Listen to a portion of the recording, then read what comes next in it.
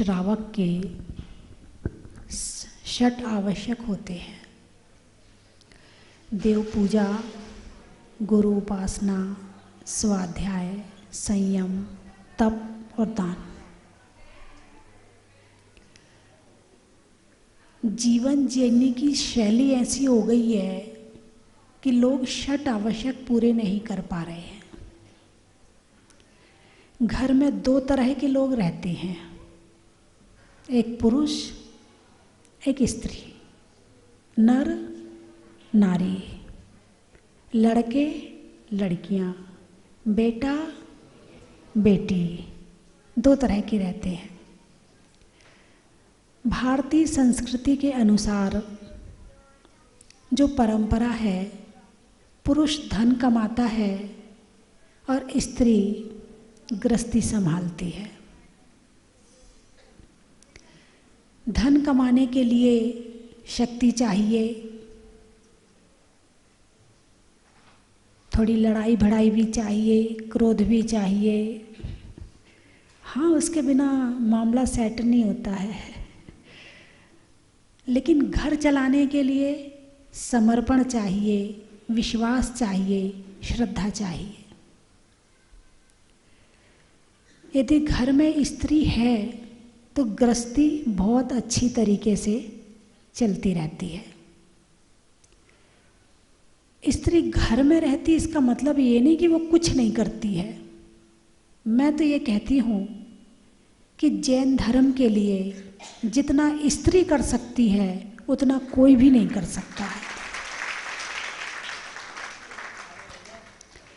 स्त्री यदि घर में रहती है तो भोजन रात में नहीं बनता, शाम को बन जाता है। और जब शाम को भोजन बन जाता है तो घर के बच्चे, दादा दादी सब शाम को ही खा लेते हैं। और जो जैनियों के 3 चिन्ह बताए हैं, छान के पानी पीना, देव दर्शन करना और रात्रि भोजन नहीं करना, जिस घर में स्त्री नौकरी करती है उस घर में ये 3 नियम का पालन हो ही नहीं सकता है। लेकिन जिस घर में स्त्री होती है उस घर में ये तीनों नियम का पालन बड़ी आसानी से हो जाता है। छान के पानी भरती है, छान के पानी पिलाती है, शुद्ध भोजन बनाती है, सात्विक भोजन बनाती है, बच्चों को बाहर के खाने से बचाती है और उनकी डिमांड पूरी करती है, उनके अंदर संस्कार देती है, उसे 24 भगवान के नाम सिखाती है। यानी हर तरह से जो एक पालन पोषण बच्चों का होता है वो अच्छी तरह से हो जाता है। और जो प्यार अपने बच्चे को माँ कर सकती है, नौकरानी नहीं कर सकती है। जॉब करने वाली स्त्री क्या करेगी? अपने बच्चे को नौकरानी के भरोसे छोड़ जाएगी। तो उसके अंदर संस्कार किसके आएंगे? जैसी आदतें नौकरानी की होगी वही आदतें उस बच्चे में आ जाएगी। नौकरानी जो खाने में उसे अच्छा लगता होगा वही वो उस बच्चे को खिलाएगी। लेकिन माँ यदि होगी तो बच्चे के लिए जो अच्छा होगा वो करेगी।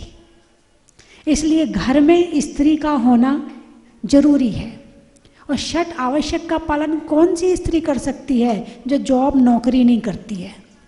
जॉब करने वाली तो बेचारी उठेगी और भागने के चक्कर में फटाफट फटाफट घर का काम निपटाएगी और भागेगी अपने स्कूल या जहाँ भी जॉब करती है।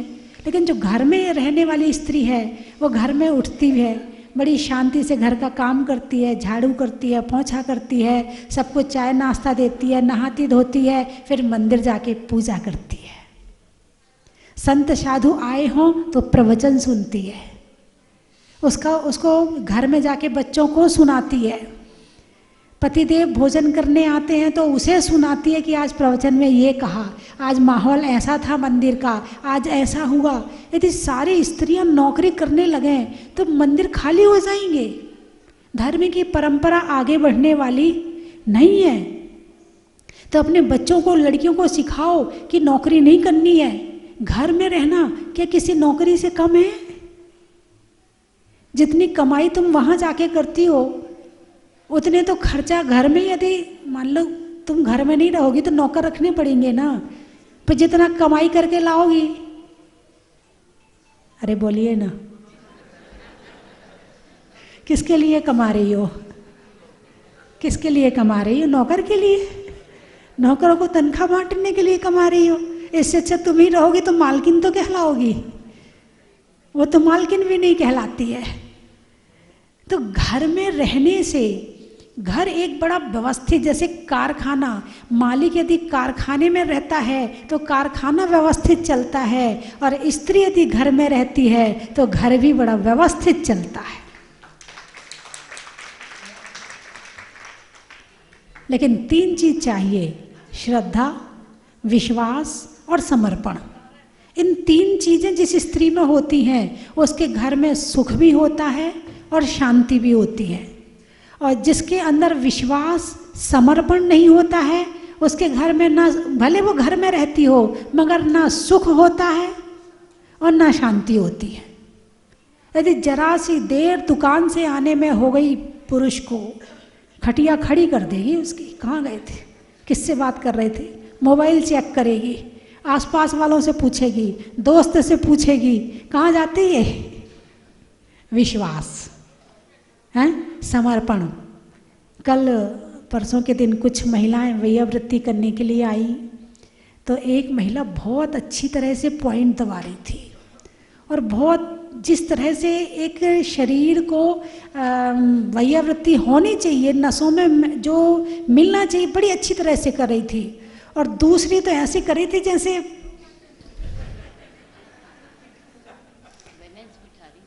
तो मैंने पूछा, तुम अपनी सास के पैर नहीं दबाती? तो मुंह टेढ़ा करके हंसने लगेगी। इसका मतलब सास और पैर दबाऊं? मैं क्या किसी से कम हूं जो सास के पैर दबाऊं? जो उसके चेहरे के भाव आए थे वो मैंने पढ़े, वो मैंने आपको बताई। फिर मैंने कहा, आप अपने पति के पैर नहीं दबाती हो? फिर हंसने लगी, मतलब व्यंग वाली हंसी। पति के बिगाड़ना है क्या पति को जो पैर दबाऊं? एक दिन दबा दिए तो रोज लेके बैठ जाएगा, पैर दबा दे। समर्पण, क्या समर्पण? जब तक पहले के समय में ये नियम होता था कि महिलाएं, बहू अपने सास के पैर रोज दबाती थी, और दिन भर में जितनी खटपट हो जाती थी शाम को सारी साफ हो जाती थी। अब तो पैर छूने में ही उन्हें पता नहीं क्या हो रहा। पहले तो पैर अच्छे से दबाती थी, फिर यूं करती थी, फिर यूं दबाती थी, फिर ऐसे पैर छुए जाते थे। फिर थोड़ी और परंपरा हुई तो केवल जरा सा टच किया। अब तो टच भी खत्म हो गया। अब तो घुटने पे आ गए। अब यदि अच्छी तरह से प्यार से कहीं टच होता है तो उसका नाम है मोबाइल, टच स्क्रीन। क्या बात है, कितनी खुशी हो रही है, हैं? अब सास को नहीं छूती है, अब पति के पैर नहीं छूती है, अब ये उंगलियां उनको नहीं छूती है, अब तो मोबाइल में ही चलती है उंगलियां। पहले के लोग पानी भी खूब खाते थे, तो दादी, घर के दादा दादी जैसे ही खाना से फ्री हुए डब्बा निकाल के बैठ जाते थे, पोता पोती आ जाते थे, दादी हमें भी खिलाओ ना, हैं? फिर बहू भी आ जाती थी तो सास पीछे से बहू को भी पकड़ा देती थी, इधर बेटे को भी पान खाने मिल जाता था। पान स्वास्थ्य के लिए हितकर है, स्वास्थ्य के लिए अति किसी चीज़ की नहीं होनी चाहिए, लेकिन थोड़ी चीज़ स्वास्थ्य के लिए हितकर है, पान हितकर है। अब वो गुटखा चल गया। एक भाई कह रहे थे, अभी 2-4 दिन पहले की बात है, तो उन्होंने बस कुछ ऐसा हुआ कि उन्होंने गुटखा छोड़ दिया। मैंने जरा सा इशारा किया। कुछ लोगों का काम इशारे में हो जाता है और कुछ लोगों को बार बार कहने से भी नहीं होता, तो उन्होंने गुटखा छोड़ दिया। फिर बाद में मुझे बता रहे थे, बोले मेरी माँ कहते कहते चली गई, छोड़ दे छोड़ दे छोड़ दे। माँ चली गई, गुटखा नहीं गया। अब आप देखो कि रिश्ते कमज़ोर हो रहे हैं। पहले रिश्ते मजबूत होते थे, अब रिश्ते कमज़ोर हो रहे हैं। तो घर में यदि स्त्री होती है तो घर में बूढ़ों की सेवा भी होती है। बूढ़ों की सेवा में आप कमी मत करना, क्योंकि घर में यदि बूढ़ों की सेवा होती रहती है तो बूढ़े भले ही आपको आपका काम नहीं कर रहे हैं, कोई पेड़ भले ही फल ना दे मगर छाया तो देता ही है। आप अपनी सास को छोड़ के कभी सहेली के यहाँ चली जाती हो, कभी जहाजपुर चली जाती हो, कभी तीर्थ यात्रा पे चली जाती हो, कौन है घर में? सास है घर में, है ना। और नहीं होती तो ताला लगाने में 100 बार सोचना पड़ता, क्योंकि पता है ताला टूट जाएगा और माल साफ हो जाएगा। तो तुम्हारे घर की रक्षा कौन कर रहा है? सास कर रही है। तो ऐसे बूढ़े बड़ों की सेवा भी हो जाती है, सुरक्षा भी हो जाती है, बच्चों को संस्कार भी मिल जाते हैं और एक वातावरण भी अच्छा हो जाता है। तो स्त्री का घर में रहना अत्यंत जरूरी है। अब तो सास जो स्त्रियां नौकरी करती हैं और उनके बच्चे छोटे हों तो सास कहती, अम्मा जी आप यहीं आ जाओ ना, वहाँ क्या कर रही हो, ये मुन्ना छोटा है, मुझे नौकरी पे जाना पड़ता है। तो एक अम्मा जी पुरानी पहचान की थी, वो शहर में आई, मेरा वहाँ भी पहुँचना हुआ। एक दिन वो आई तो मैंने कहा आप यहीं हो? बोले हाँ मैं यहीं हूँ। मैंने कहा आप आती नहीं हो? बोले क्या करूँ, बच्चे को रखना पड़ता है। अब सास का यूज किया जा रहा है, इसको कहते हैं यूज। रिश्तों को यूज किया जाता है। अब पहले रिश्तों को निभाया जाता था, रिश्तों में प्रेम होता था, अब रिश्तों को यूज किया जाता है। यदि तुम मेरे यूज के हो तो रिश्ता है, और यूज के नहीं हो तो रिश्ता खत्म है। चलो तुम अपने संसारी प्राणी करते हो तो करो, वो भी चलो चल जाता है। साधु संतों को भी यदि अच्छा सा आशीर्वाद कोई साधु संत देता हो, कुछ पुड़िया उड़िया देता हो, कुछ करता हो तो चलो भाई ठीक है, माता जी के पास तो जाना जरूरी है। और जब देना बंद कर दो, अरे बोलिए ना, तो देव पूजा कहाँ होती है? जब जो घर में रहता है वो शांति से पूजा भी करता है, अभिषेक भी देखता है ना। और उसके साथ में गुरु उपासना, देव पूजा, गुरु उपासना। स्त्री घर में होगी तो चौका भी लगेगा, त्यागी व्रती भी आएंगे, मेहमान भी आएंगे। और जो नौकरी वाली होगी भाई संडे को आना, क्योंकि घर में संडे को मिलते हैं ना, बाकी दिन तो बाहर होते हैं। तो घर में स्त्री होगी तो त्यागी व्रती भी आएंगे, साधु संत भी आएंगे, संस्कार भी आएंगे, पुण्य भी आएगा, धर्म भी आएगा। घर में स्त्री होगी तो धर्म चलता है, और घर में स्त्री ना हो तो धर्म नहीं चलता है। इसलिए जो वर्तमान समय में एक लोगों के दिमाग में सेट हो गया है कि लड़की यदि पैसा कमाए तो ही सुरक्षित है, नहीं, यदि श्रद्धा, समर्पण और विश्वास के साथ कहीं रहती है तो उसके पास में सब कुछ है, कोई उसको निकाल ही नहीं सकता। हाँ, लड़ने भिड़ने वाली बात हो तो फिर वो बात अलग है। सारे दिन अकड़ी रहती हो, सारे दिन चिल्लाती रहती हो, गुस्सा करती हो, तो ऐसी की बात नहीं कर रही मैं। लेकिन जो श्रद्धा और समर्पण के साथ रहती है, विश्वास के साथ रहती है, वो घर में हर की आवश्यकता बन जाती है। कभी कभी ऐसा होता है, सास को लगता है ये अपनी पीहर चली जाए तो अच्छा है, पति को लगता है थोड़े दिन घूम आए, चली तो जाइए, कम से कम थोड़े दिन घर में शांति हो जाए। और कुछ बहुएं ऐसी होती हैं, सास कहती बेटा मत जाना, तेरे बिना हमें अच्छा नहीं लगता है, तेरे बिना हम नहीं रह पाते हैं। ऐसी बहू भी होगी, जयपुर में ऐसे ही वाली होगी ज़्यादातर। क्या हुआ, ऐसे वाली है? जो बहुएं ऐसी वाली होती हैं वो बहुएं सबका प्यार पाती हैं और सबके साथ रहती हैं और घर को खुश रखती हैं और स्वयं खुश रहती हैं। लेकिन जो खुद दुखी रहती है वो सबको दुखी रखती है। दुखी दुख देगा, सुखी सुख देगा। जिसके चेहरे पर मुस्कुराहट होगी वो आपको खुशी देगा। अब वो बहू दिन भर अपने सुबह से मुंह फुला फुला के सारे दिन सुबह का काम कर लिया और जाके अपने कमरे में मोबाइल चला लिया, हंस हंस के अपनी सहेलियों से बात कर लिया, अपने पीहर वालों से बात कर लिया, फिर बाहर निकली,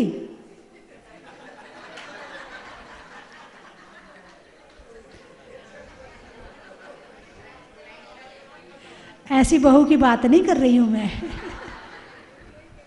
नहीं, जयपुर में तो ऐसी बहुएं मैंने देखी नहीं है। यहाँ तो मैंने सारी बहुएं मुस्कुराती हुई देखी है। और सबसे अच्छी बात तो ये लगी कि यहाँ की बहुएं पाठशाला चलाती हैं। एक बार जोरदार तालियां बजाई। गृहस्थी बुरी नहीं है, आप ये मत कहो कि गृहस्थी बुरी है। गृहस्थी बुरी नहीं है, लेकिन गृहस्थ में रहकर यदि अच्छे कार्य किए जाएं तो गृहस्थी बहुत अच्छी है। और महिलाओं को तो देखो, सबसे ज़्यादा धर्म कौन करता है? आप बोलिए ना। वो तो बोल ही रही हैं, हाँ बोलिए ना। देखो इतना भी नहीं बोला जा रहा। अरे इनकी तारीफ कर दोगे तो तुम्हारा और अच्छे काम हो जाएंगे सारे, है ना। और जो धर्म करती हैं फल भी उसी को मिलता है। जो धर्म करती हैं फल भी उन्हीं को मिलता है। अब मैं अभी देख रही हूँ बड़ी बड़ी कोठियाँ, बड़े सुंदर सुंदर मार्बल, एसी, कूलर तो शायद होंगे ही नहीं, हैं, सारे में पूरा फुल एसी, उसके साथ में क्या सुंदर सुंदर मकान। उसमें रहता कौन है? तुम तो सुबह जाते हो, रात को आते हो, तुम्हारे लिए तो रैन बसेरा है। जो धर्म करता है वो उसका फल भी प्राप्त कर रहा है। तुम तो धूप में घूमते हो, अरे आराम से एसी में रहती हैं। आगे और सुनो, सोना चांदी किसके पास ज्यादा है? अरे बोलिए ना, है तुम कितना पहने अभी देखो, तुम्हारे हाथ में ज्यादा से ज्यादा एक अंगूठी होगी, एक चेन होगी, और इनके पास कितना है? तरह तरह के। अब आप देखिए, जितना सोना चांदी डायमंड सेट हीरा पन्ना माणिक मोती इनके पास में है, आपके पास नहीं है। और कमाई कौन करता है? हैं? और माल कौन खाता है? इस कमाई का आराम कौन ले रहा है? जितने कपड़े साड़ियाँ कपड़े महिलाओं के पास में हैं, तुम्हारे पास भी नहीं होंगे। इनकी तो अलमारियाँ भरी पड़ी होंगी, और तुम्हारी 5-7 जोड़ी 10 जोड़ी, ज़्यादा से ज़्यादा 20 ले लो। तो घर में रहने के बहुत फायदे हैं। सामायिक कर सकते हैं, ध्यान कर सकते हैं, दोपहर का टाइम मिलता है, टीवी में प्रवचन आते हैं, प्रवचन सुन सकते हो। यदि मान लो नौकरी वाली महिला है, सुबह जाती है थकी हारी, शाम को आती है, अब क्या प्रवचन सुनेगी वो? और फिर जब थक के दोनों आते, बोले चलो होटल से खाना मंगवा लो, पिज़्ज़ा मंगवा लो, बर्गर मंगवा लो।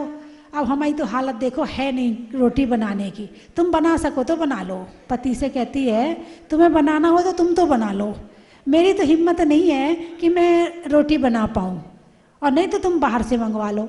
और घर में यदि महिला रहती है और पति दिन भर का थका हारा आता है, तो शाम को जब मुस्कुरा के स्वागत करती है और पसंद का भोजन देती है, तो सारी थकान उतर जाती है।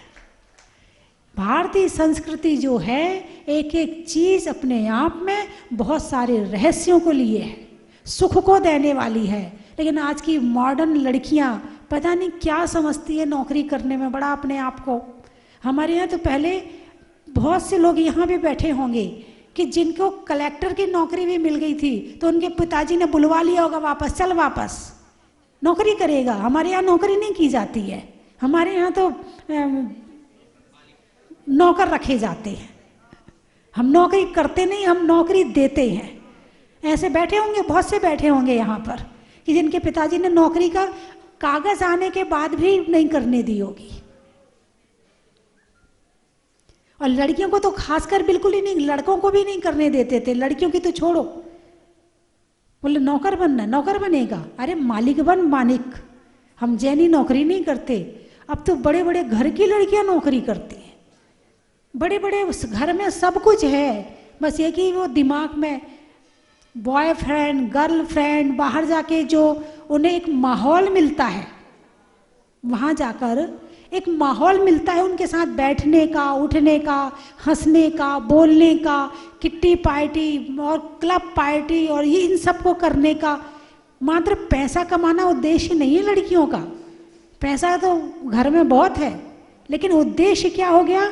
बाहर का घूमना फिरना और बाहर का माहौल जो उन्हें खींचता है, अपनी तरफ खींचता है कि घर में रहना अच्छा नहीं लग रहा है।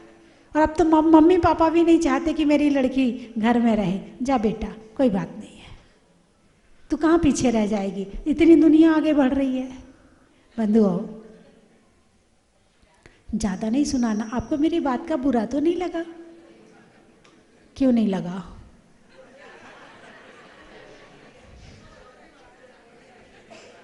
क्यों नहीं लगा? लगना चाहिए ना। बुरा लगता है तो कम से कम छोड़ोगे तो सही हैं। तो जो मैंने आपको बात बताई, और जो घर में महिलाएं रहती हैं, अपने मन में ये हीन भावना ना रखें कि नौकरी वाली महिलाएं ज़्यादा अच्छी हैं। मेरी दृष्टि में घर में रहने वाली महिलाएं ज़्यादा श्रेष्ठ हैं, पुण्यवान हैं, पुण्यवान भी हैं और पुण्य भी कर सकती हैं। और नौकरी वाली महिला की क्या ज़िंदगी। अभी एक लड़की से मैंने पूछा, तुम कितने घंटे काम करती हो? बोले काम तो जाना तो नहीं पड़ता, घर से ही करना पड़ता। कितने घंटे करती हो? मैंने कहा बोले ज़्यादा नहीं, 10-11 घंटे लैपटॉप के आगे 11 घंटे आंखें गड़ाए रहना। ये शरीर खत्म हो जाएगा 5 साल 10 साल में। ये मत सोचो कि वो बहुत अच्छी का काम कर रही हैं। ये दिन भर, पहली बात तो शरीर बिल्कुल बैठ गया, हाथ पांव चल ही नहीं रहे।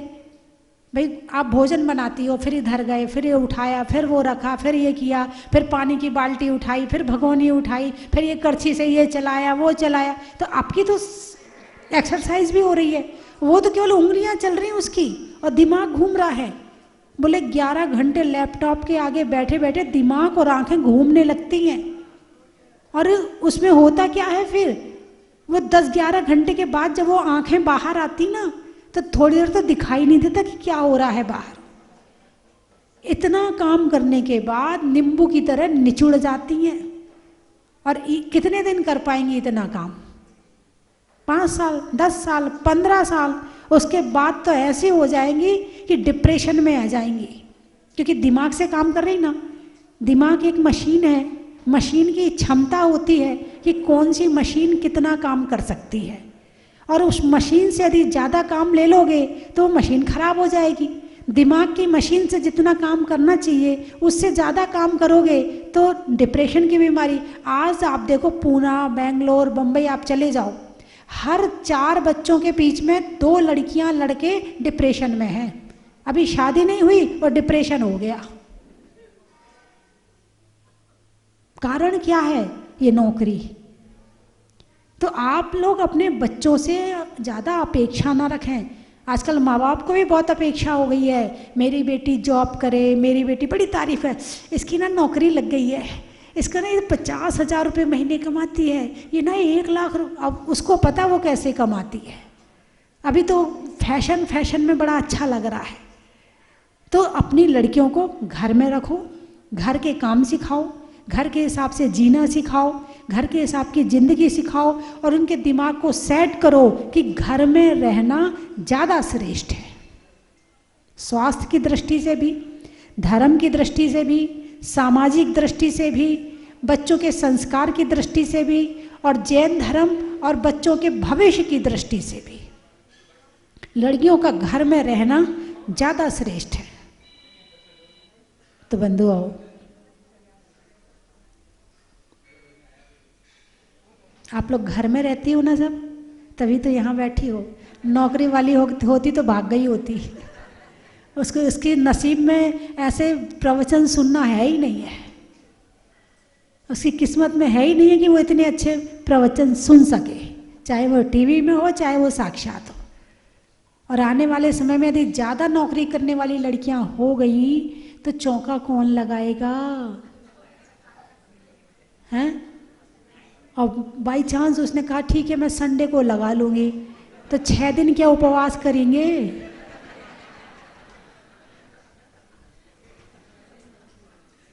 हैं? तो मेरी बात आपकी समझ में आ गई?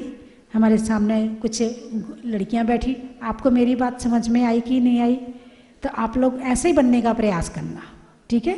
जैसा मैंने बताया है वैसा बनने का प्रयास करना। कम खा लेना, कम सज लेना, कम संवर लेना, लेकिन नौकरी लड़कियों से मत करवाना। और आज जो लड़कों की इतनी बेरोजगारी बढ़ रही ना,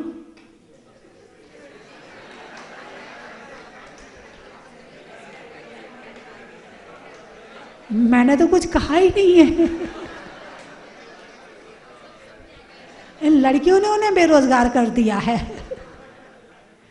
और उसका एक कारण दहेज भी है, जो अभी बीच बीच में अभी करीब 30-35 साल पहले दहेज की परंपरा बहुत सिर चढ़ गई थी।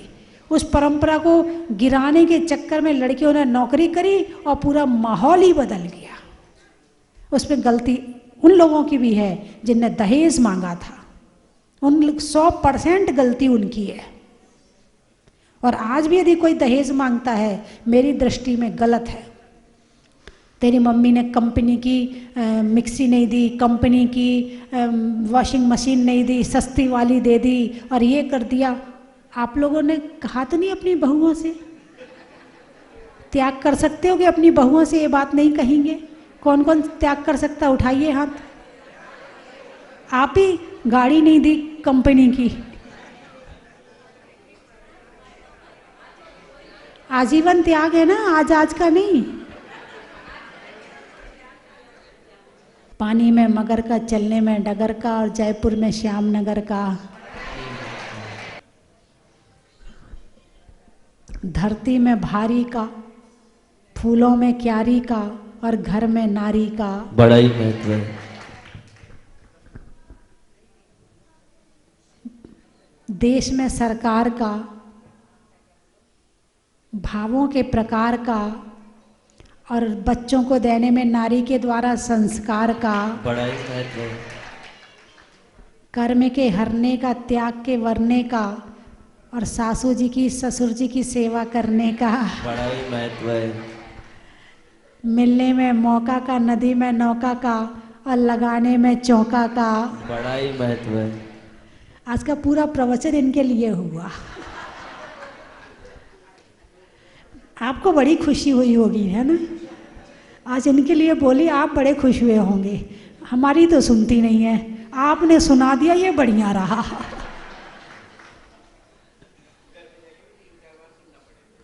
नहीं, शाम को अभी टीवी में आएगा ना 5:40 पे पारस चैनल में, दोबारा फिर सुन लेना तो पूरा याद हो जाएगा,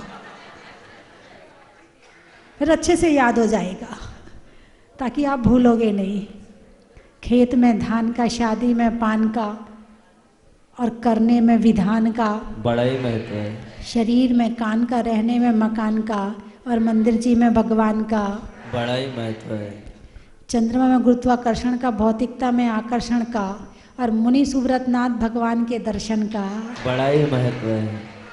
अनाज में दाने का, इनाम में पाने का, और आप सबके जहाजपुर जाने का। बड़ा ही महत्व है। बस खत्म करो। निर्माण नगर का, अच्छा निर्माण नगर, क्या क्या निर्माण किया आपने वहां पर? पानी में मगर का, बातों में अगर मगर का, और आने वालों में निर्माण नगर का। माता जी वैशाली नगर भी है। वृक्षों में नीम का, योजना की थीम का, और आने वालों में सी स्कीम का। बड़ा ही महत्व है। फूल में कली का, तपस्या में बाहुबली का, और आने वालों में चांदली का। बड़ा ही महत्व है। हो गए सारे? नहीं, वैशाली नगर है, नेमी सागर है। साबर, नेमी सागर, पानी में गागर का, आचार्यों में ज्ञान सागर का, और आने वालों में नेमी सागर का। बड़ा ही महत्व है। महिलाओं में हार का, बच्चों में प्यार का, आने वालों में विवेक विहार का। बड़ा ही महत्व है। क्या बात है, हमारे भाई साहब कह रहे जौहरी बाजार का बोलो। पानी की धार का, सप्ताह में वार का, और आने वालों में जौहरी बाजार का। बड़ा ही महत्व है। राधा विहार, बिहारी बिहार है, इसलिए मेरा रोज बिहार हो रहा है। मैं टिक ही नहीं पा रही हूँ। मैं सोचती रही हूँ कि मैं टिक क्यों नहीं पा रही। अब पता चला ये बिहार नाम है, इसलिए बिहार बिहार बिहार।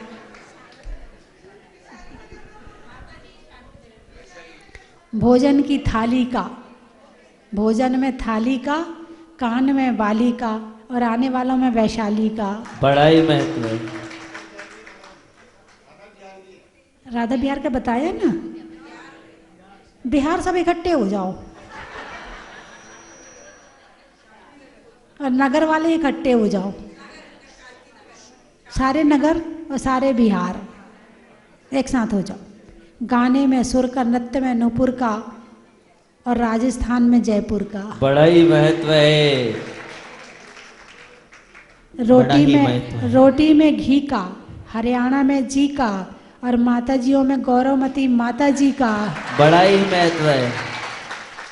आया और मैं सोचता हूँ सभी लोगों को आकर ये आनंद लेना चाहिए, क्योंकि जब तक हमारी आध्यात्म में रुचि नहीं बढ़ेगी तब तक हम आगे उन्नति नहीं कर पाएंगे। इसलिए मेरा सभी से ये निवेदन है कि एक बार अवश्य आएँ, दर्शन करें, अभिषेक करें और यहाँ का आनंद लें। मौजूद है आदरणीय दिनेश जी टोंगिया, जो सीनियर IAS ऑफिसर है, और जिन्होंने जब भगवान भूगर्भ से प्रकट हुए थे और प्रशासन ने जब इस मूर्ति को अपने पोजेशन में ले लिया था, प्रतिमा जी को प्रशासन से समाज को दिलाने में इनका बहुत बहुत योगदान रहा।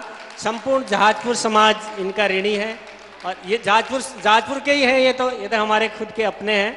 तो इनका तीर्थ क्षेत्र समिति की ओर से बहुत बहुत स्वागत, अभिनंदन है। आपका भाव अभिनंदन करते हैं, हम स्वागत करते हैं। आदरणीय पूज्य माता जी से निवेदन करूंगा, आदरणीय दिनेश जी को आप मंगल आशीष प्रदान करें।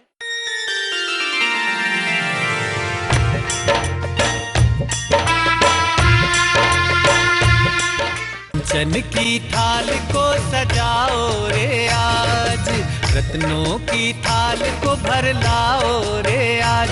आओ आओ करे रे गुणगान आरती भगवन की। आओ आओ करे गुणगान आरती भगवन की। आओ आओ करे रे गुणगान आरती भगवन की।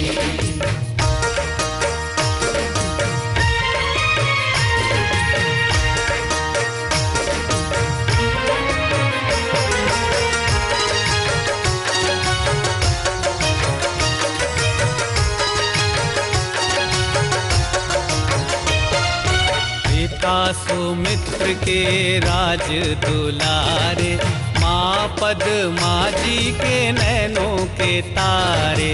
पिता सुमित्र के राज दुलारे, माँ पद्मा जी के नैनों के तारे। राजगृही में जन्म लियो आप, राजगृही में जन्म लियो आप। आओ आओ मनाए खुशी आज आरती भगवन की।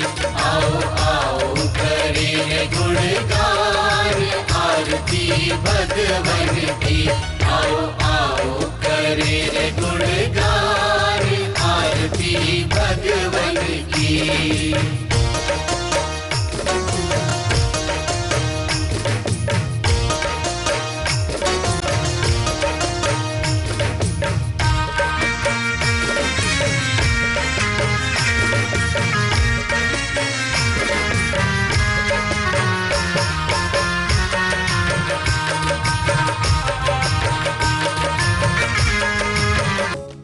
परम विदुषी लेखिका गणिनी आरिका रत्न श्री 105 स्वस्ति भूषण माता जी, जिन्होंने मात्र 20 वर्ष में 100 से भी अधिक किताबें लिखकर जैन समाज को अनूठा योगदान दिया है। बड़े बड़े विधान जैसे कल्पद्रुम महामंडल विधान, सिद्ध चक्र महामंडल विधान, इंद्रध्वज महामंडल विधान एवं विशेष जिनपद, पूजांजलि आदि महत्वपूर्ण साहित्य बहुत ही सरस, सरल व सुबोध